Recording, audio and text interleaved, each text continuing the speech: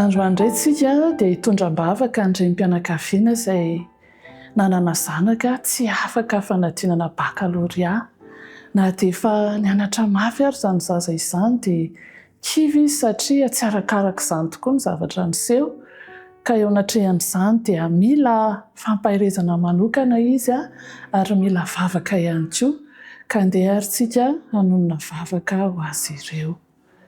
Hiaraka hivavaka isika. Misaotranao mandrakariva izahay Andriamanitra satria ianao no mitantana ny fiainanay.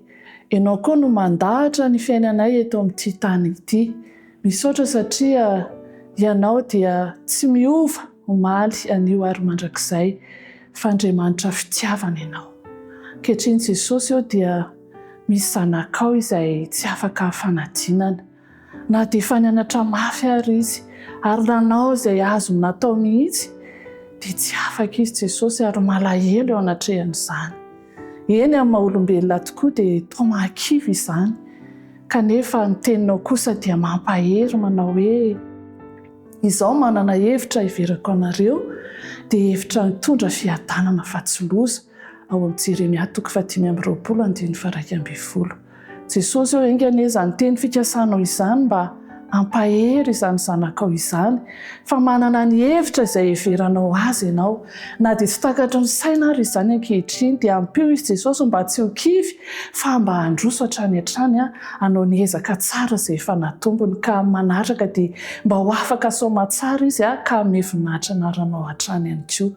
Ampahery izy Jesosy eo ary ampio koa izy mba hatsapa fa ny zavatra rehetra koa dia miara-miasa asoa izay tianao ka engane izany fitiavanao izany no hitoetra mandrakariva ao am-pony ka hatsapany fa na inona mitranga dia fitiavana foana ianao Jesosy ary ampianaro izy mba ahay ametraka ny fiainana eo aminao hatrany ka tsy ho kivikivy izany fa mba anantena ny fidiranao an-tsehatra eo amin'ny fiainany mandrakariva. Dia engane izany teny izany Jesosy mba ampahery azy ary hatonga azy hifikotra aminao mandra-piavinao koa eny amin'ny rahona lanitra dia ampaherezi koa ny renimpianakaviana ka mba tsy ho kivy koa fa hanohana hatrany ny zanany eo anatrehany fiainana izay mbola ho hatrehany dia ny fahasoavanao hirotsaka amin'izy ireo noho ny amin'ny anaran'i Jesosy. Amen.